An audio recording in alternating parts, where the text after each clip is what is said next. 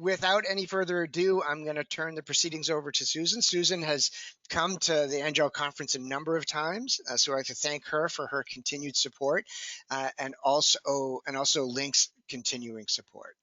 Okay, so then without any further ado, Susan, take it away. So thank you so much. I'm delighted to be able to work with new teachers from New Jersey again. It's always a pleasure and a joy to work with the wonderful teachers in New Jersey. So I work in a local program in Lancaster, Pennsylvania, so I'm not too far away.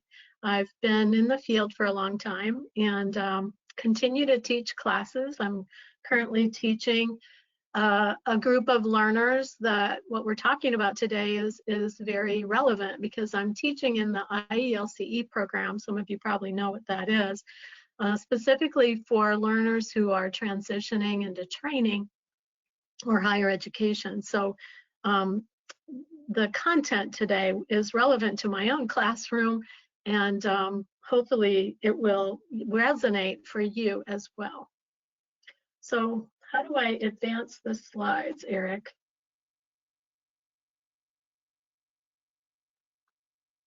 I don't know how to do that. It's native to yours, so if you go down to the bottom left, you'll see two invisible arrows. Oh, there I see them. Yep, I see them. Okay, great. Thank you. Yeah. I think the color was, obscuring yes. those buttons at the bottom. So warm welcome to everyone today.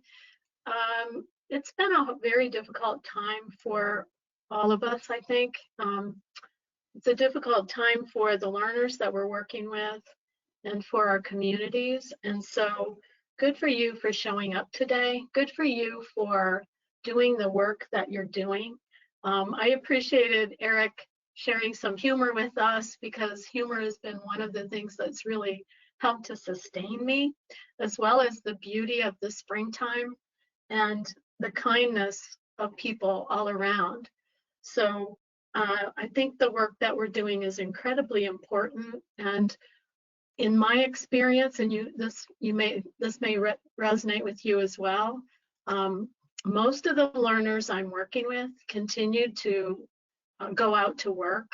They're considered essential workers. They're working in the nursing homes. They're working in home settings, providing health care. They're working in the grocery stores and in the factories that are still operational. And they're worried, they're scared about, what's happening to them personally and worrying about their families. I know many of us share that concern, and it's just a difficult time. So I want to everybody should give themselves a pat on the back because what we're trying to do here is really challenging in so many ways. So thanks for showing up today.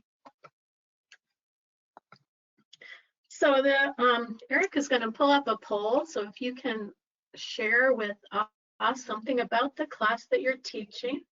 I think I have to open that, or? Nope, I just opened it. Is that right? Yep. Oh, okay, great. So it should be visible. I don't see it, but maybe everybody else does. I think because you're technically a presenter, so. Okay. So then you'll share the results then, Eric? Yep. We're at 51% okay, of the vote, 54%, 55%. Okay, great.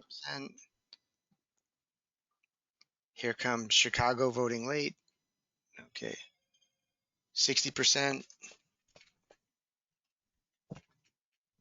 So as I indicated, I'm teaching a bridge or a transition class, the integrated English literacy and civics education, which is preparing students for transition. This is my second year teaching that particular class. Okay, so everybody should be able to see the results. Can you see the results? Can you tell me, because I can't see them. What kind of class do you teach? So ESL 75%, ABE 20%, and HSE 5%. Oh, okay, great. Thank you guys very much. That's helpful to me just to get a sense of who's in the audience. So these are the goals for today.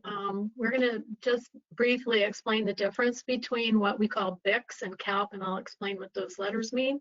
Describe essential components of vocabulary. What does it actually mean to know a word? And then we'll be talking about the importance of prioritizing the words that we teach. We'll be digging into some instructional strategies, including a few examples of how to teach vocabulary online, because many of us are doing that now. And then, of course, the learners are with us only a very short time, so supporting them to learn strategies that they can employ to learn vocabulary independently. So that's the plan. This is the agenda. Let's give you a moment to review that. So BICS and CALP, what do those letters stand for? BICS is basic interpersonal communication skills. I'm going to invite you to type into the chat a word that could fill the blank. So BICS, basic interpersonal communication skills, refers to the language skills used in everyday social. For instance, the language we use on the phone and with family and friends in BICS is BICS.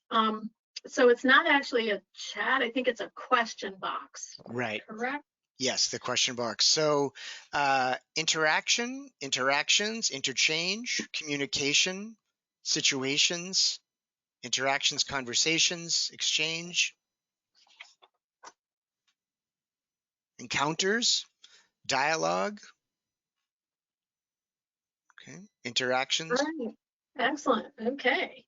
So of course, this is an example of a close activity, which is a great, actually a really good kind of exercise that we can engage learners in with when we're teaching vocabulary.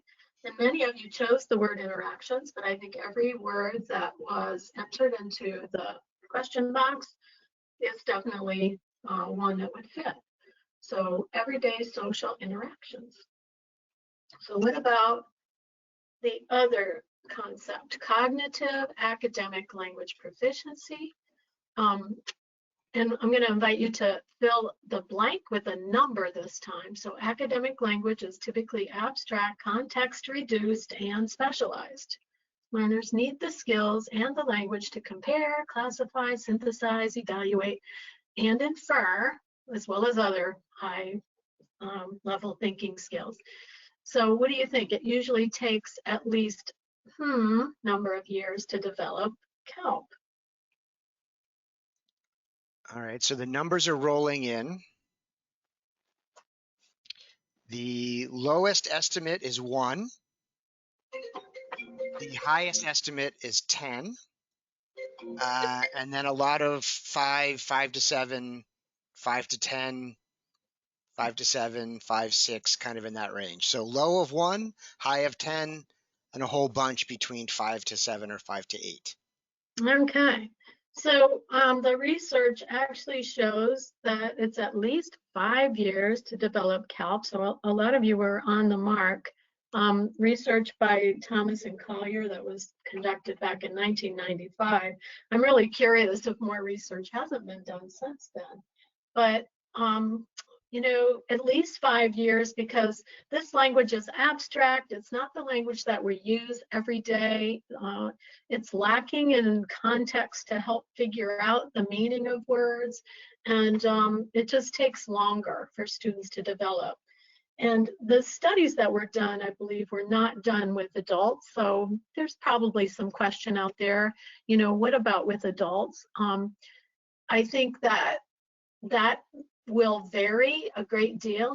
And this is just my intuition because I don't have research to back it, but the learners who come to us with a solid educational foundation, you know, perhaps have completed college or professional degrees in their countries, have already a highly developed cognitive academic language proficiency in their language, or maybe many languages, and coming to English, it's not going to take them as long as, for example, somebody who's had limited formal schooling.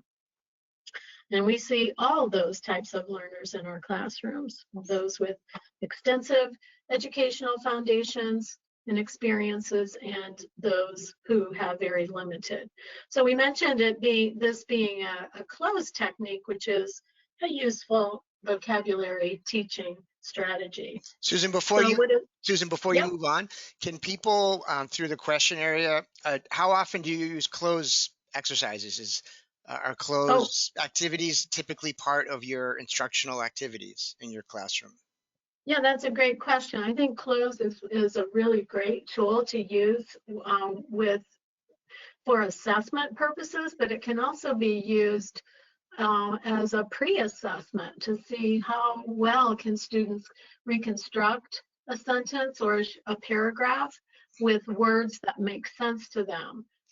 But once you've taught vocabulary, you can also, so it's a good assessment of reading, but you can also use it to assess vocabulary that you've taught. Right. So fill in the blank type quizzes, which I'm sure everybody's familiar with. You have maybe a word bank of words that you've taught, and students would fill the blanks with words that are in the word bank. So Kristen and Mercedes do it once a week. Carrie does it every lesson. So, out there. The one thing that I would add, just as a caveat, sometimes I see teachers falling into the trap of sort of perseverating on the word that they thought was going to go there, right? And Yeah. understanding that there's many words that can often fit in a location, and so the assessment is not whether they get the word you were thinking, but do they put a word in there that makes sense? Does it make sense syntactically? Does it make sense semantically? Right? So to not get hung up on it being a quiz, right? But it's really a prompt to understand what your students are thinking and what they know. Yeah, I would agree with that. And I would say it really depends on your purpose. If you're assessing their ability to understand a passage, for example, and you have one of the recommendations is like every fifth word, but I think that, that you would blank out. But it doesn't have to be every fifth word. It could be more words than that. But it is often used as a reading assessment, but it could also be used as a vocabulary specific assessment. So what is vocabulary? Well, that's pretty kind of an obvious question. These are the words we know, right? But what does that actually mean to know a word? So we're going to talk about what does it actually mean to know a word. Well, we have our breadth of vocabulary, which is the number and the kinds of words that we understand and know. But also, I think the concept of the depth of vocabulary is important. How flexibly can we use words? How precise do we use words? And even, pretty advanced English learners are still enhancing the depth of their vocabulary. And if you speak more than one language yourself, I'm sure you can relate to that you continue to grow. And even if we only speak one language, we're continually enhancing the depth of our vocabulary as well as the breadth. So vocabulary includes obviously single words, phrases, phrasal verbs, which some people don't realize exist in English. Everybody knows that there are idioms. English is one of the only languages that uses phrasal verbs, so it's pretty important to draw students' attention to those and explain how they work in English. So knowing a word entails all of these things. Polysemy, which means multiple meanings of a word, connotation, things that teachers are extremely familiar with, spelling and punctuation, part of speech. The frequency of words, we'll be talking about the currency of words, how often will learners encounter a particular word and how we use them, so the grammatical components of language and words that we're learning. And then the collocation, which means the other words that are commonly used with a new vocabulary word. So we'll talk a little bit about not every concept, but some of them that might be new. So polysemy means multiple meanings of a word. So I invite you to type into the question box some other meanings for the word table. There's a picture of a table there, that's pretty obvious, but we have more meanings for the word table. For example, what? So a chart to put aside, Yeah. Yeah. To So we settle a can use, discussion, a graph, yeah. a spreadsheet, Yep. to end Mm-hmm. something. Yeah, and students might not be familiar with all of those meanings, right? The using table as a verb, for example, to set aside a topic for the until the next meeting. So just a quick example there. The idea of connotation, which I'm sure is familiar to everybody. So this is the idea or feeling suggested by a word. So what would you say is the usual connotation for the word scum? Is that a positive connotation or a negative connotation? Yeah, negative, negative, negative, negative, Yeah, I don't negative, think negative. anybody's going to say positive, right? Yeah, the scum of the earth. I've heard that expression, and I have a pond in my garden, and it has scum on the top of it right now. And so there are a lot of words that have very similar meanings, like the words that you see listed on the slides: slender, lean, skinny, slim. So take a moment and think about the order of those words from negative to most positive. What order would you put these words in? Together in the same room, I'd have you be working with a partner to do this task, but we can do it in So our question box. Karen says lean, skinny, thin, slim, slender. Jennifer Okay, so says, lean is the yeah, most negative and slender is the most positive. yes, I think so. And so then Jennifer says skinny, thin, lean, slim, slender. Okay. Brianna says slender, skinny, thin, skinny, lots of skinny at the end, and then Okay. thin, slim, slender, and then lean. Okay. Right? So we can differ on this. And when I've been with groups of teachers, sometimes there's a question, it seemed like that the answers that men give were different from the answers that women give. Yeah. So that's an interesting conversation right there. But obviously, there's no right or wrong answer here, right? It all depends on your perspective. But Yeah, Eric? what I like to do with an activity like this is use paint strips, and like recreate paint Oh, strips. yeah. So if you go into a hardware store or a paint store, for example, you'll see a paint strip of different shades of red. And so then I'll ask my students, come up with a word for anger or being mad along that gradation, right? So what's the kind of softest red Yeah, and what's the that's good. strongest red? When I do the same thing with blue, so Mm-hmm. cold, the least cold to most cold. And so you can have that visual organizer, sort of the intensity of the color to reinforce the intensity of the words that you're talking about. Yeah, that's a great way to amplify the idea of connotation. So, and again, there's no right or wrong answer. Whatever you said is totally fine. So the idea of collocation, which might be a new concept for some, co means with. This is what helps me to remember the meaning of collocation, and location means place. So words that we use with other words that we typically use together with other words. So see if you can make a sentence in the question box with the word squander. Okay. While they're doing that, Laura, did you want to say something? No, I can't find a place to type is all. Oh, on the, there should be a series of little arrows. One should say like Yeah. audio, webcam, and then questions.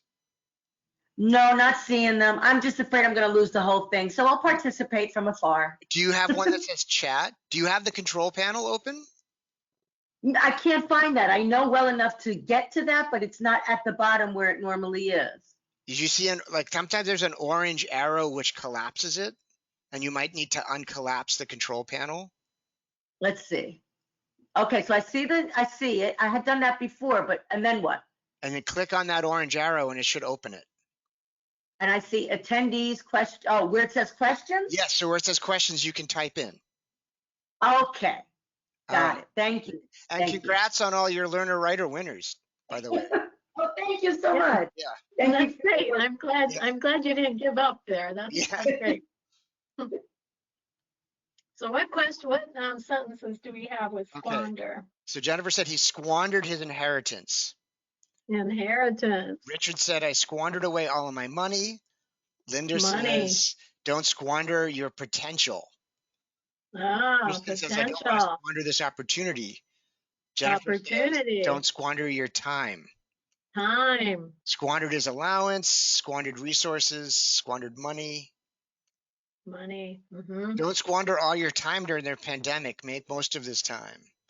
Yeah, Catherine. yeah, Carolyn says the prodigal son squandered his inheritance. yeah. Okay, so all of these are words that we typically use with squander, including things related to money, things related to, I don't think anybody said talent, but that's another thing that we often hear, but somebody did say potential, so that's similar, I think.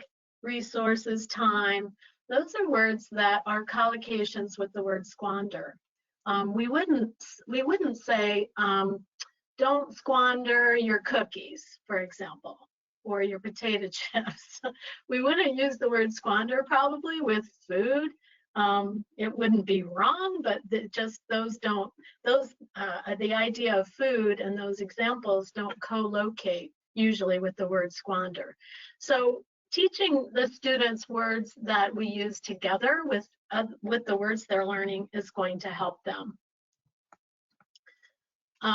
Implications for practice. I usually tell teachers to trust your intuitions. You guys came up with a lot of examples of how to use squander and what words we typically use with the word squander. So your intuitions are going to guide you. But you can also consult a collocations dictionary and some dictionaries online. In fact, I'm linking you to, in the PowerPoint, to the Longman Learner's Dictionary, which is available for free online, and it lists many collocations as part of their definitions. So there are many resources to help us locate collocations and give us an idea of other words that we can include in our instruction when we teach specific vocabulary. Okay, so we're going to move on to choosing and prioritizing words to teach. And one of the things that we want to pay attention to, of course, is idioms. So I invite you to type into the message or the question box an example of a common idiom. So Linda notes it's raining cats and dogs. Mm-hmm. To be paid under the table. Cats and dogs was 3 out of the first floor. I think that's like one of the most popular ones, right? If pigs could fly, out of work, hit the hay, hit the ground running. My children are driving me up the wall. We'll cross that bridge when we get. We'll cross that bridge when we get to it. I like to say we'll swim that river when we fall in. Throw in the towel. You can say that again. The cat's out of the bag. I go out on a limb for my students. Cool as a cucumber. I like the variant cool as the other side of the pillow. That's a good one too. Oh, I like that one. Yeah. Once bitten, twice shy. Break a leg. On point. Needle in a haystack. Swing from the chandelier. Marietta, I got to come to some of your parties. Like swing from the chandelier. Get off my back. Bite the bullet. You look sharp. Hit the sack. Don't count your chickens. Out to lunch. Off the hook. Woohoo! This is great. This is great. Thank you. Yes. So the one about my kids are driving me crazy. That's what's happening in my daughter's house in Philadelphia. But we have decided that our kids and our pets are our coworkers right now, and we need to give ourselves some grace. So it's okay. It's not easy right now, with especially if you have kids at home. So this is based on research. These are actually, I mean, you guys came up with some amazing idioms that are really fun. And of course, we want to teach those to the students because it's a lot of fun. And if you listen to language the way I do, I am like astonished at how often we use idiomatic language all the time. So, you know, I'm always attuned to it. But these are actually the most common idioms in spoken English, according to a Corpus study by Liu that was published in 2003. So what do you notice about the words in red? If you want to type into the question box, you can. Daniela already typed in before you were finished speaking that the words in red are prepositions. Jessica Okay, suggests we that see a lot of. they're phrasal verbs. Richard says they're action Mm-hmm. words. Merrill says that they start with a verb. Okay. Prepositions, phrasal verbs. So a few of those answers. Okay, so some people are familiar with phrasal verbs. These are all phrasal verbs, and phrasal verbs are always a regular verb, as some of you noted, with a preposition. What's something that looks like a preposition that we might call a particle. So out of these 15 most common idioms in spoken English, 5 of them, or is it 5? Yeah, 5 of them are phrasal verbs. And again, if you're, you can train yourself to listen for these words and how often we use them. And I'm sure just looking at this list, you know that we use these words so very often. And often, I would say, we don't necessarily think of them as idioms, but they actually are. So we could say a lot more about this, but we're talking about prioritizing the words that we teach, and it's important to teach words that are very common because these are the words the students will encounter over and over. So Jennifer wants to know if you teach idioms by category or by sort of random lists. What would your suggestion? And I'm not 100% sure what the question means exactly, but I will say that research has shown that teaching words in a category is confusing to students because it's very difficult for them to keep the subtleties and the nuances separate. So I wouldn't recommend that, nor would I recommend teaching words that have the same particle, the same preposition at the same time. So, you know, I might teach, if I'm going to teach maybe 5 vocabulary words, I might choose all of these words because they're all quite different and none of them have the same particle. In other words, you know, we have with, through, up, for, out, and on. Those are all different prepositions, and that's going to make it easier for the students to keep it straight instead of teaching a bunch of words that have the same preposition. So the rule of thumb is, based on research done by Paul Nation, is to teach words that are very different, not teach words that have similarities or nuances, very small differences. Teach words that are very different. There's even research that shows that, this is sort of a related topic, but not specific to your question, but the research has actually shown that teaching opposites, especially to beginners, is very confusing. It's better to teach opposites at different times, according to the research. And I know when I learned that, I was very surprised because every book you pick up will have, you know, any beginning ESL book is going to teach hot and cold at the same time, right? So, yeah, I mean, based on experience, I'm not sure that that's really true, but based on research, according to Paul Nation, it is true. So. Okay, her question, Jennifer provided some further clarification, and by category, she meant things like related to food, clothing, or money. So rather than, you know, by category of preposition, sort of contextual category. And certainly there's evidence and research that suggests that teaching in context really helps with grammar. Grammar taught outside of context is really difficult for people to pick up. So I think following on what Susan was just saying, that makes more sense than saying, you know, everything with up or everything with down. Yeah. Yep. Yeah, I would affirm that. And I think, you know, teaching vocabulary in context is also really, really preferred instead of just teaching vocabulary from lists. that's not always easy, but I'm going to show you a tool that can help you with that. It's a tool that I use all the time. So, the question is, how can we prioritize the words we teach? Those of us who are educated, we know, according to you can find different numbers of words that educated people know, but around 50,000 word families, there's no way we're going to teach our learners all these words, right? It's impossible. So we have to prioritize, and we're ideally prioritizing words that are the most common words, the words that have the most currency. I love this quote from Jeff Swears, who's a professor at Stanford University. He says, when it comes to academic language, we're like fish trying to describe water. And we are those educated adults that was referenced on the previous slide. And we swim in this language. And so it's not always easy for us to identify the academic language that we're using. I think it's really true. We have to try to step out a little bit to observe what is the language that we're actually using and listening to.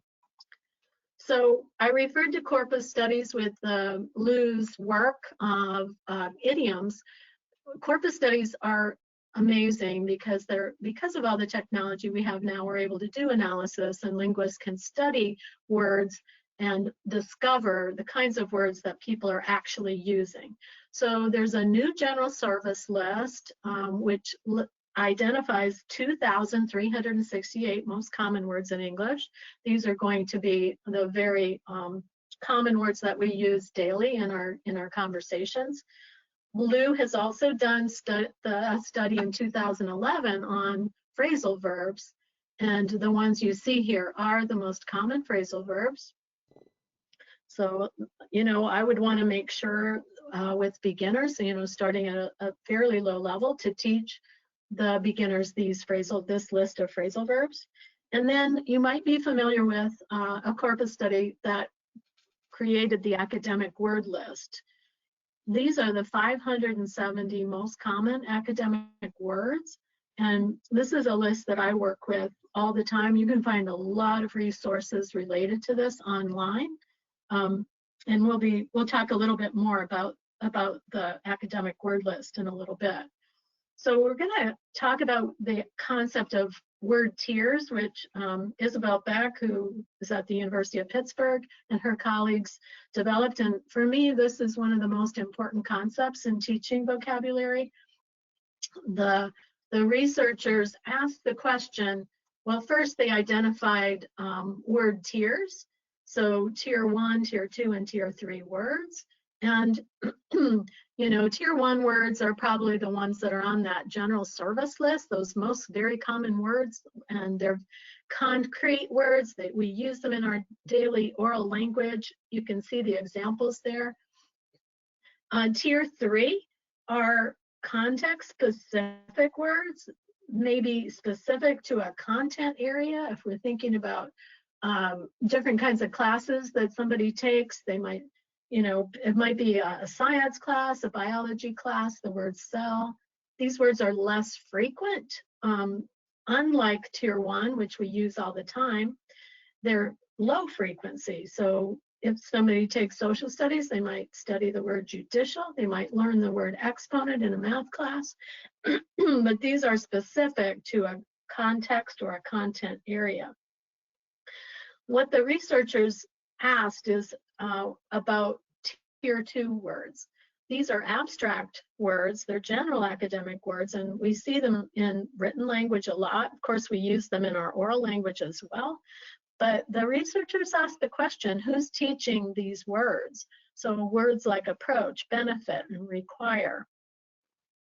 To me, this was a really important learning, because when I first learned about tier 2 and this whole concept of word tiers, I saw the list, the tier 2 words, which are, I would say, on the academic word list that was on the previous slide. I looked at that list of words and I was like, whoa, I know my students do not know these words. And I like to think of them as glue words. They're very abstract, they're difficult to explain. But yet, if you don't understand these words, you're not going to be understanding what you're reading, because they're kind of the glue that holds the whole thing together. And so I made it a priority. And we are talking about how do we prioritize which words to teach.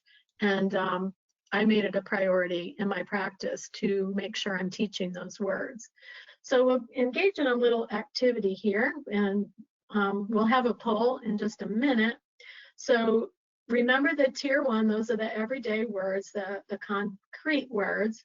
Tier 2 are those general academic words that are abstract. And tier 3 are those content or context specific words that are less frequent. So if we look across row A, process, love, and photosynthesis, we're trying to identify which word is tier 2. So which one would be the general academic word in row A? Process, love, or photosynthesis? Okay, while people are typing, Dana, did you, Dana, do you have your hand up? Do you need to say something, or do you want to say something? Yeah, we can hear Dana if she wants to tell us. I have my hand down. Oh, okay. It was up. I'll put it down. Okay. Oh, I don't know what happened. No, I don't mean to speak. Okay. Okay. Well, you can tell us which word you Okay. think is tier 2 if you want to. So process, process, process.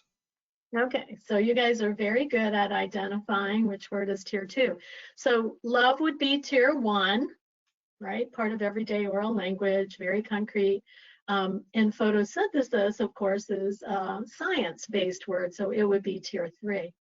So on the poll, you're going to get a chance now to identify the tier 2 word in row B, C, D, and E. So we'll just take a moment for that, and Eric will read out the answer choices.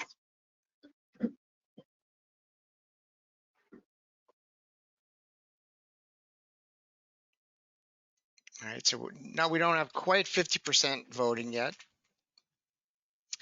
I think one thing that we can talk about while people are voting is that, like the close exercise, words are not tier 1, tier 2, or tier 3 in their DNA, right? There's not a 100% objective answer for whether a word is tier 1, tier 2, and tier 3, right? So the tier system is a heuristic. It's kind of a model to help us think about language.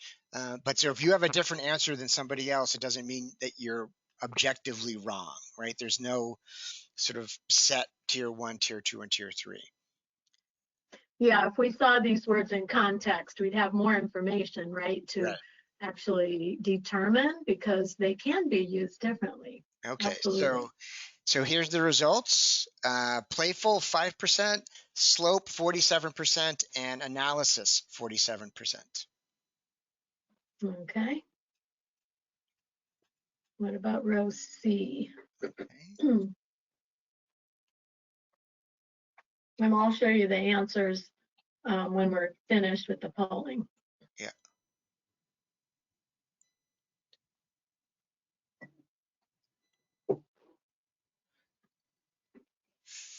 Okay, we're getting past the 50% point here.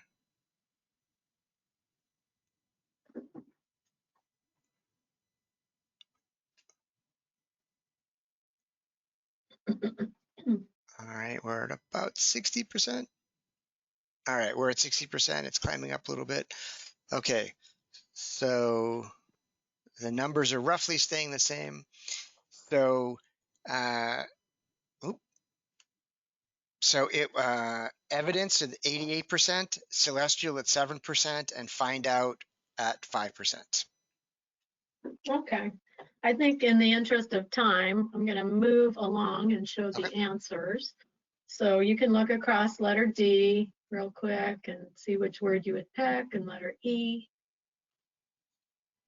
So process is the tier 2 word in A, and we talked about that. Analysis. Row C, evidence. Row D, function. And row E, interpretation. So if you're not sure about this, what you probably might help is to think about, which words might be part of an academic content area.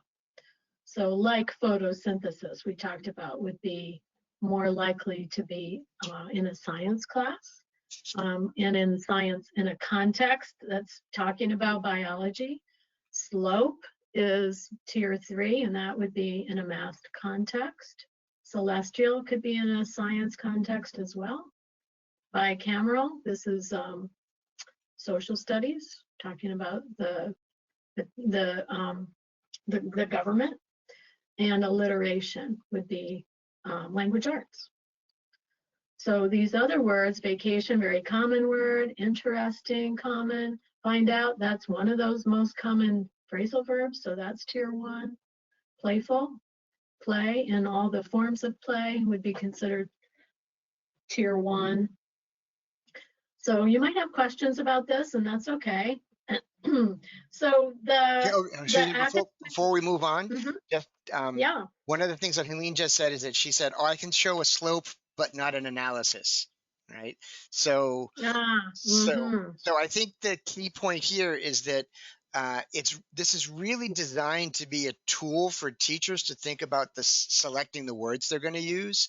Right? It's not asking students to identify what tier it's going to go in. It's of this 50,000 words that we could learn, how are we going to select which words we want to help our students with? And so that's tier two, because it's generalizable, is a place that we can really get more bang for our buck. So again, it's not a right or wrong type of thing. It's really just a model to help teachers sort of shape their thinking about it. And it's not, this word is this type of thing. That's exactly right. Yes. So that's exactly right. And we are talking about prioritizing. Does that mean that if we're teaching math, we're not going to teach slope? Of course not, right? We're going to teach the word slope, but we might be teaching some other academic words as well. So Averill Coxhead is the researcher that developed the academic word list. That's the 570 most common words. It's on your resources. And I wanted to share with you a tool that I use all the time to help me identify the academic words that are on that list. So this is a tool that I learned about at a TESOL conference some years ago, Tom Cobb's Vocabulary Profiler. This is just a screenshot of the website. In that yellow box in the middle, that whitish yellow box is where you copy and paste some text. And when you do that, so I copied and pasted this text right here. And when you do that, it generates text that looks like this. So it shows you the 1,000 most common words in blue, the second 1,000 most common words in green, the academic word list is in yellow, and off-list words, meaning they don't meet any of those 3 categories, are red. So you can see right away that all the blue words are very common. The green words are also very common. They're in the 2,000 most common words in English. And the red words are specific, right? Cells, specific to biology, diabetes, Alzheimer's. Those are specific to a content area or a specific context. And the yellow words are the words on the academic word list. So these are words that I would argue are going to be viewed, they would be tier 2 words, so they're those general academic words that learners will encounter over and over. The word create, relax, and process. So if we're using this text with students, does that mean we shouldn't teach diabetes and Alzheimer's? We should only teach the yellow words? Of course not, right? It just gives me, like, if I use this text, I'm like, oh, okay, do my students know those 3 academic words? If they don't, I'm going to choose those words to teach explicitly. But of course, we're also going to teach diabetes and Alzheimer's because that's what this article is about. So I really like that tool. I use it almost every day. to identify the words that I choose to spend time on in class. So this, I think I've also learned that effective vocabulary instruction does not rely on definitions, and that is Robert Marzano's idea. It really, it's not just definitions. Learners need to know how to use words, and at least in my experience, and this might be true for you too, I've noticed that students sometimes will know words, they often will know them, but they don't necessarily know how to use them. And one of the things that's emphasized in this slide is that you can compare the definition in the middle for convenient with the explanation or description on the far right. So the word convenient, if I look it up as I did in dictionary.com, this is the definition that's given in dictionary.com for the word convenient. Now, there are a lot of problems with this particular definition. We don't have time for you to all to comment on that, but it's pretty obvious to me that the students would not necessarily know all of these words in the definition. And so dictionary.com, like a lot of dictionaries, are designed for those of us who speak English fluently, and it makes sense to us. But for learners, it's not the best tool to help them understand new words, because the definition itself includes a lot of words they don't understand. So that's not going to help to build their understanding of the word they're trying to understand. So the explanation or description on the far right is far better. I would call this student-friendly language. So what is convenient? It's something that is useful, easy, or quick. So here's a sentence frame, and this is based on the work of Dutrow and Kinsella. For the word convenient, a different way to present the word convenient to students. So give a meaning that uses student-friendly language and examples that are easy to understand, and then offer an oral task. So useful to you because it makes something, and we fill the blanks there, similar to the close activity we did earlier. It makes something easy, it saves time. These examples are good examples of things that are convenient, microwaves and shopping online. And then an oral task. So the student maybe will interact with each other, filling the blanks here, more close activities. Another close activity, the most convenient way for me to get to school is, for one student might be taking the bus because I don't have a car, or driving because I live too far away, or I don't have a bus route, or walking because the school is close by. And then offer, in addition to a oral task, offer a writing task. So sending email is more convenient, of course, than writing letters to friends or calling friends because, and give an answer. The students can also write their own sentence using the word convenient. So I've actually adapted this idea of these sentence frames for my own teaching. And I wanted to, let's see. Susan, there's two quick questions before you move on to the next section. Yeah. So one was a question from Linda about how many new tier 2 words would you suggest trying to introduce at a time? Well, Linda, I teach one tier 2 word in every class. I choose a word from the text that we're reading, or it could be a video and the transcript from the video, and that we spend time on in class. So I think I might have time. I see that we're not gonna have time for everything here. And I'm gonna not cover this slide very much. Hopefully you can read it quickly because I wanna show the example. But this is Dutrow and Kinsella's vocabulary steps. And I work with very advanced learners, and I follow these steps. We don't have to rush through, Susan. If you're okay going past 4, then we don't have to completely rush through. Just so people can leave if they need to. Yeah. Yeah. I'm happy to stay longer. Yeah. So this is what I'm calling my vocabulary workouts. These are teaching examples, and I've built these from the work of Dutro and Kinsella, the example that I shared there on the slide for the word convenient. So what I've done is taken the academic word list, those 570 words. That academic word list is divided into sublist.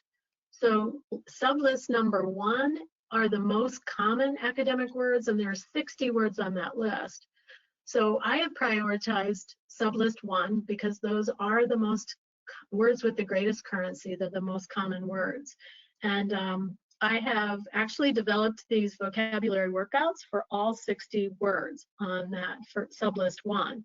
There are 11 sublists altogether, I believe. So this is the word, obviously, the word survive. And so you can see that I hope everybody can see this, yes? Yeah. Okay, so you can see the word or phrases here on the left side, the part of speech, the pronunciation. I emphasize the stress syllable with capital letters and bold. Also include the noun form, the 2 noun forms, in fact, survival and survivor, and give an explanation, trying to use student-friendly language. I usually draw from 2 dictionaries, which I've listed on your resources. So one is the Longman Learner's Dictionary. It's designed for learners. And the other one is the Merriam-Webster Learner's Dictionary. So I usually look at both of those and come up with kind of my own explanation that's a combination of the words they're using. So this is the explanation. And then I give, remember we talked about collocations. So I want to, and the dictionaries help me do this too, but I also just use my own intuitions and come up with these example sentences of how we use the words and how we use them with other words. What other words do we often use the word survive with? So after an accident, we can say the people who lived survived the accident. It's not easy, another example, but many people survive many difficult things. For example, war, poverty, cancer, natural disasters, such as hurricanes and earthquakes. And another example, when the economy is bad, it is hard for businesses to survive. So I try to give a number of examples that would include collocations, words that we typically use with the new word the students are learning. Likewise, for survival and survivor. And then I give them the conversation practice similar to the oral task that we looked at earlier for convenient. Do you enjoy stories where people survive difficult things? Why or why not? So yes, I enjoy, or no, I don't enjoy. And they fill the blanks here, and then they give their reason. So what I've been able to do now, because my class is online, I'm using Zoom 4 mornings a week. And Zoom, if you're using it, you're familiar with this, but you can break the class, you can use breakout rooms. And so I will copy and paste the conversation for them after we talk about it and everybody's comfortable with an answer. And the students in their breakout room, just 2 people will practice the conversation. They'll ask the question to their partner, and this I was doing in my classroom, of course, when we're meeting face to face, but it's working really well to do it via Zoom. So this is an activity that I would definitely encourage you to try if you're teaching remotely. Can you share there's a bunch of chat questions coming in. Can you share some of those with us? I can. I share these all the time with people. So I can definitely do that. I will send them. What would be the best way to send it to you, Eric? Send it to me, and then I'll attach it to when I send out the certificate and the PowerPoint. Yeah. Yeah. And I always tell teachers to please adapt the workouts for your context, because maybe you don't want all of this information. You know, I offer the different parts of speech because the students I'm working with are very advanced, but maybe your students are at an intermediate level and you maybe you might not want to overwhelm them with all of this, and you can simplify it or you can expand on it. I always tell teachers to make any kind of adjustments. You're completely free to do that with the workouts that I've developed. Jennifer so I have wanted, them. Jennifer Yeah. wanted to know how long you would spend on one lesson on one tier 2 word. So for survive, how long would you spend with survive? So, you know, it really varies, but usually this is in my online class, it varied. You know, I spend less time because we're only meeting for an hour and a half, whereas we used to meet for 3 hours. So there's more to it. There's more conversation practice down here. So today I actually had the students work with all 5 questions in their breakout room, the added questions. So we spent a little bit more time today, but usually we just do the one question, the conversation practice, and maybe we discuss this writing as well, which is another close. So how much time? You know, this first part is very teacher-centered. I'm going over all of this with them. And then, you know, we get to where the students actually get to practice. So it's probably a good 15 minutes, I would say. Today it was a little longer because we actually did all these questions in the breakout room too. And is it connected to an ongoing conversation, or is there a context for like the work on survive? These words are all drawn from the text that we're reading, always. Okay. For me, that's important. I know that a lot of teachers use word lists, and there are resources online where you can find a ton of stuff with using a list, using the academic word list, and there are tons of stuff that people have developed. And I know that it's possible to create context, is how I like to think about it. Using word list is not wrong or bad. My preference is always to draw those words from the materials we're using. And I use that vocabulary profiler that I showed you and identify the words that are on the academic word list. So that enables me to quickly, you know, sometimes I have to create a new one because I don't have a workout for, maybe I don't have a workout for the words that I need, that I want to teach. So that does take some time. With the materials that I'll send you, Eric, is a step-by-step guide on how to create your own vocabulary word list and a template for doing so as well. Okay, great. So, yeah, so teachers, I definitely encourage teachers to do that. So there's also an example of a vocabulary workout that I created for the phrasal verb find out. So there are online vocabulary games, and I know that we are really out of time. So I'm not sure if we should try to cover some of this or not, Eric.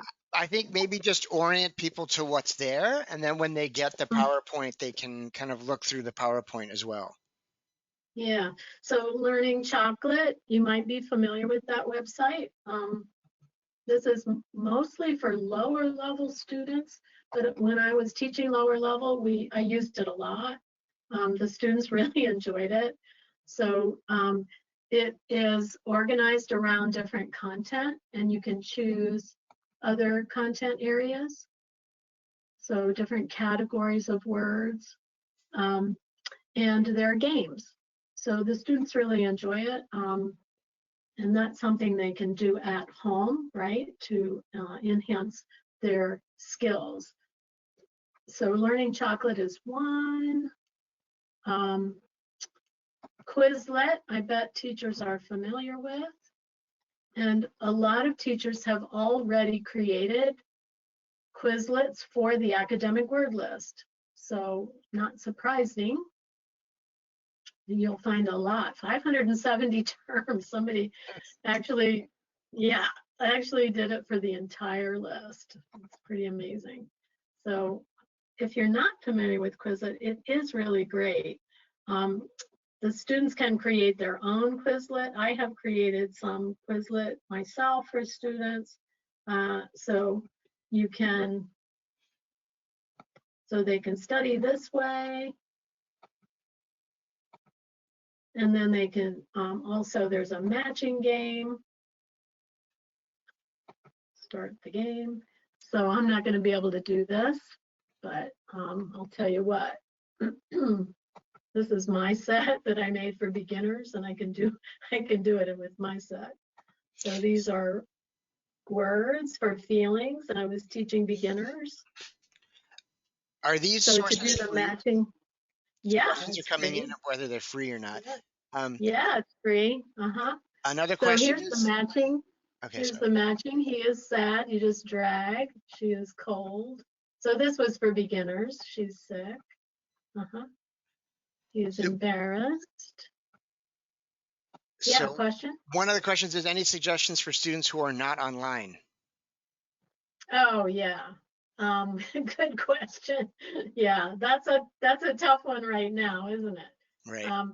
Probably if you have resources, you can make packets for them and send them out, you know, the old-fashioned distance learning.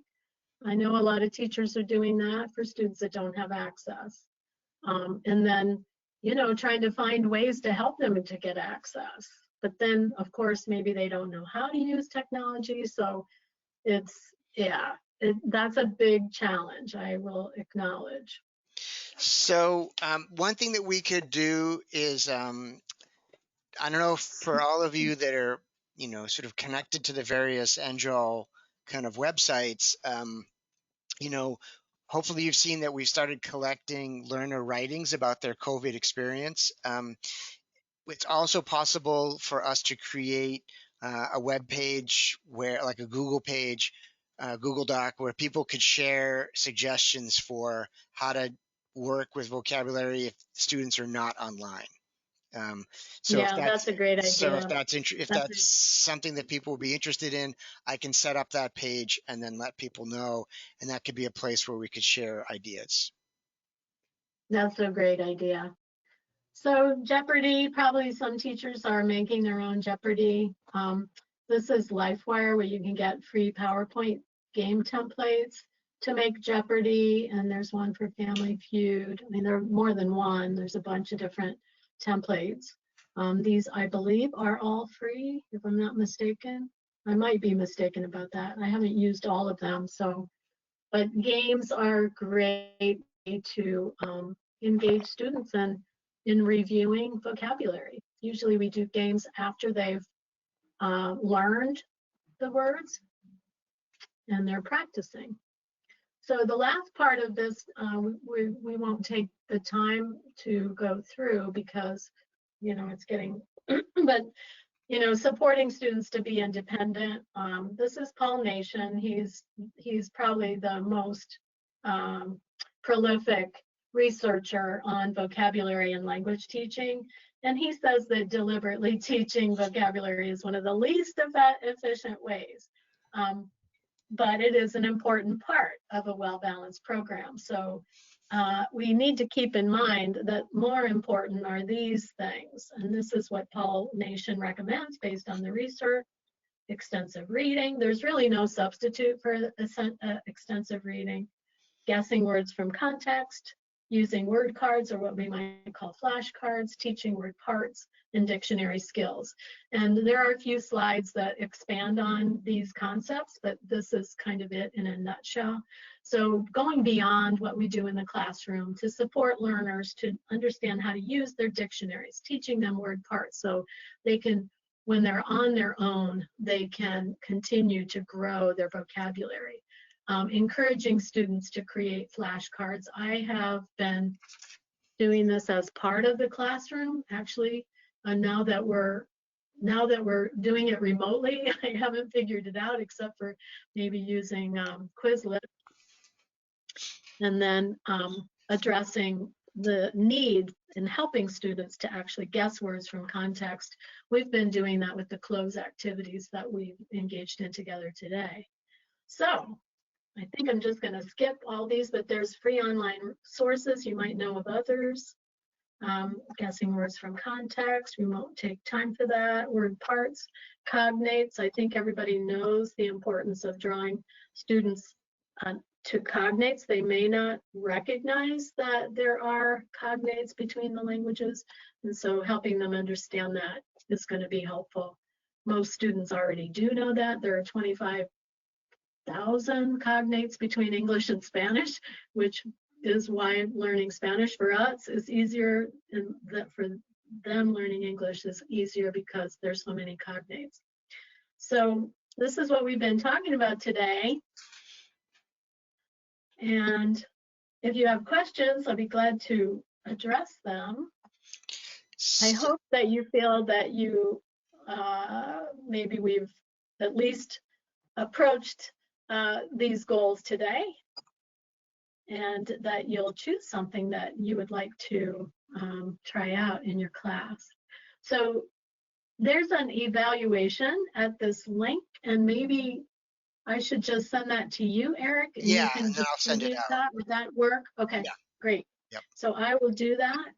And this is a list of the resources, some more resources. And the previous list was reading. And I just want to thank everybody for being here this afternoon.